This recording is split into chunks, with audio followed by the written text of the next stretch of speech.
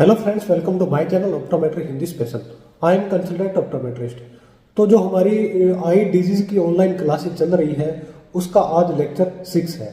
तो लेक्चर 6 के अंदर हम आपको एलर्जिक कंजक्टिवाइटिस के बारे में बताएंगे, एलर्जिक कंजक्टिवाइटिस की डेफिनेशन के बारे में बताएंगे, एलर्जिक कंजक्टिवाइटिस क्यों होती है, एलर्जिक कंजक्टिवाइटिस में क्या साइन और सिम्टम्स होते हैं और एलर्जिक कंजक्टिवाइटिस में क्या मेडिकल ट्रीटमेंट दिया जाता है। तो पूरा हम एलर्जिक कंजक्टिवाइटिस के बारे में इस वीडियो में पढ़ने वाले हैं।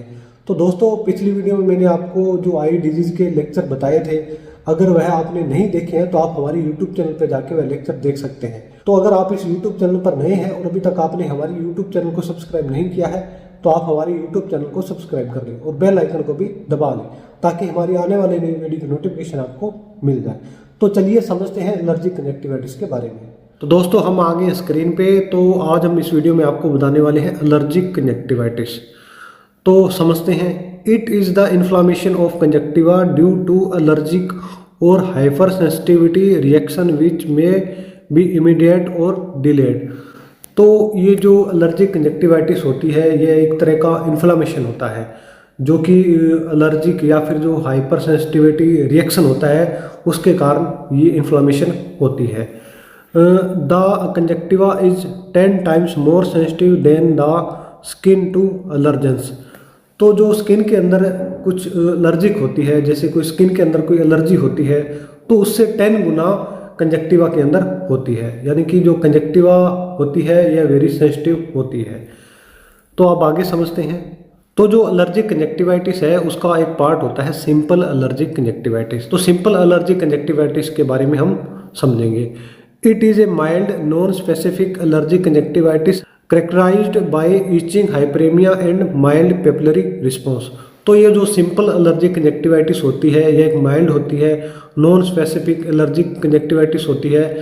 तो ये इचिंग और हाइपरेमिया और माइल्ड पेपिलरी रिस्पॉन्स से संबंधित होती है। Basically it is an acute और सब एक्यूट अर्टिकेरियल रिएक्शन। तो ये जो सिंपल एलर्जिक कंजक्टिवाइटिस है वह एक्यूट और सब एक्यूट हो सकती है। तो अब आगे समझते हैं। तो जो सिंपल एलर्जिक कंजक्टिवाइटिस है उसकी ईटियोलॉजी के बारे में समझते हैं। Simple allergic conjunctivitis is known to occur in 2 forms. तो यह 2 फॉर्म में होती है। पहली है सेशनल एलर्जिक कंजक्टिवाइटिस जिसे SAC कहते हैं, इसकी शॉर्ट फॉर्म होती है SAC।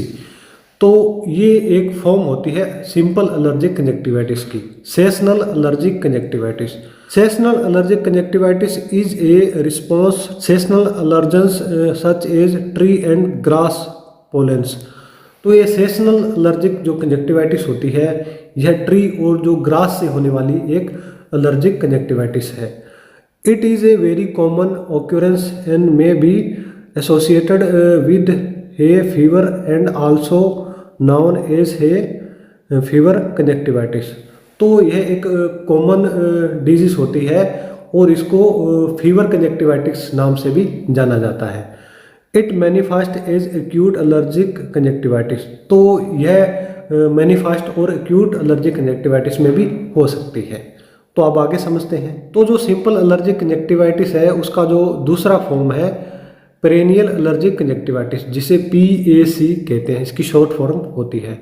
तो perennial allergic conjunctivitis is a response to perennial allergens such as house dust. तो जो हाउस डस्ट होती है और जो एनिमल डेंटर एंड माइट होते हैं उससे होने वाली एक एलर्जिक कंजक्टिवाइटिस होती है। It is not so common. तो यह एक कॉमन नहीं होती है। द ओनेस्ट इज सब acute, the condition is chronic in nature and occurring all through the year. तो जो PAC ये एलर्जिक कंजक्टिवाइटिस है इसकी जो शुरुआत होती है वह सब एक्यूट होती है। तो ये जो नेचर है उसके क्रोनिक और कंडीशन पे ये डिपेंड करती है। तो अब आगे समझते हैं। तो अब आगे इसके साइन एंड सिम्टम्स के बारे में समझते हैं कि एक सिंपल एलर्जिक कंजक्टिवाइटिस में क्या साइन होते हैं और क्या सिम्टम्स होते हैं। तो पहले हम सिम्टम्स पढ़ते हैं। Intense itching and burning sensation in the eye associated with watery mucus, stringy discharge and mild photophobia. तो जो आई होती है उसके अंदर इचिंग होती है, बर्निंग सेंसेशन होती है और वाटरिंग म्यूकस होता है और स्ट्रिंगी डिस्चार्ज होता है और माइल्ड फोटोफोबिया हो जाता है। तो ये सिम्टम्स होते हैं। तो अब साइन के बारे में समझते हैं कि एक एलर्जिक कंजक्टिवाइटिस में क्या साइन होते हैं। Hyperaemia and chemosis which give a swollen juicy appearance to the conjunctiva. तो जो कंजक्टिवा होती है वह हाइपरेमिया हो जाती है और उसके अंदर कीमोसिस आ जाती है। तो ये आप इधर डायग्राम देख रहे हैं, ये जो आईलिड है इसके अंदर कीमोसिस है और जो कंजक्टिवा है इसके अंदर भी कीमोसिस है। माइल्ड पेपिलरी रिएक्शन में be seen on palpebral conjunctiva. तो जो पल्पेब्रल कंजक्टिवा होता है उस पे माइल्ड पेपिलरी रिएक्शन हो जाता है। तो ये जो आप डायग्राम देख रहे हैं तो ये एक सिंपल एलर्जिक कंजक्टिवाइटिस का है। तो इस तरह से एक एलर्जिक कंजक्टिवाइटिस में साइन दिखाई देते हैं। तो अब इसके ट्रीटमेंट के बारे में समझते हैं।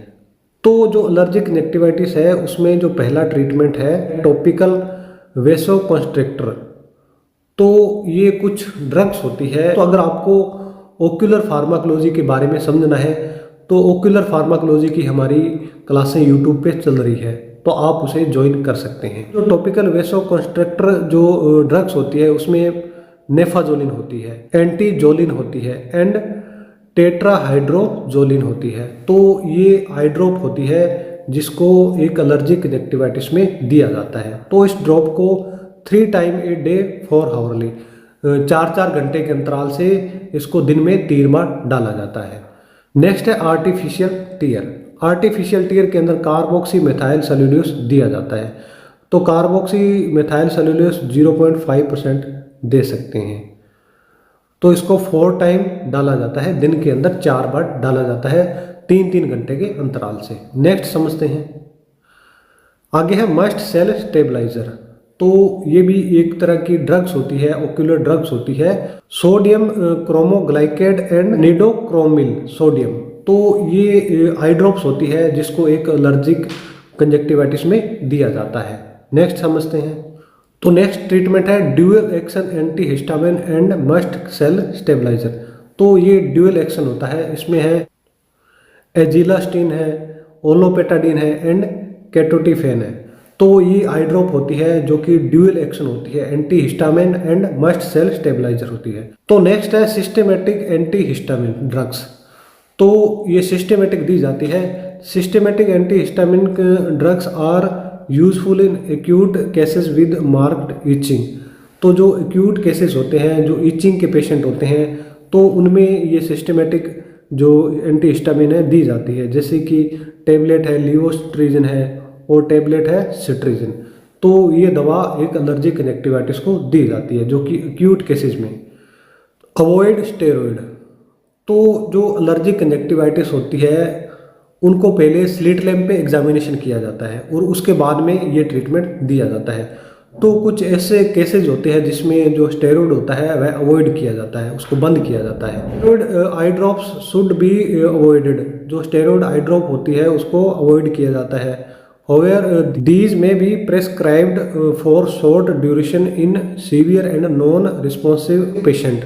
तो जो सीवियर और जो नॉन रिस्पॉन्सिव पेशेंट होते हैं उनको हम शॉर्ट ड्यूरेशन जो स्टेरॉइड होता है वह दे सकते हैं। तो उससे पहले आपको जो पेशेंट है उसको स्लिट लैम्प पे एग्जामिनेशन करना पड़ेगा। तो एग्जामिनेशन करने के बाद में ये ट्रीटमेंट दिया जाता है। तो दोस्तों ये वीडियो केवल नॉलेज के लिए बनाई गई है। तो मेरे द्वारा बताए गए ट्रीटमेंट का आप एक पेशेंट पे यूज ना करें। तो आप इन ट्रीटमेंट का यूज एक डॉक्टर की देखरेख में ही करें। तो दोस्तों टॉपिक से रिलेटेड कोई कमेंट है तो कमेंट बॉक्स में लिख सकते हैं। तो मिलते हैं नेक्स्ट वीडियो में एक नए टॉपिक के साथ में। धन्यवाद।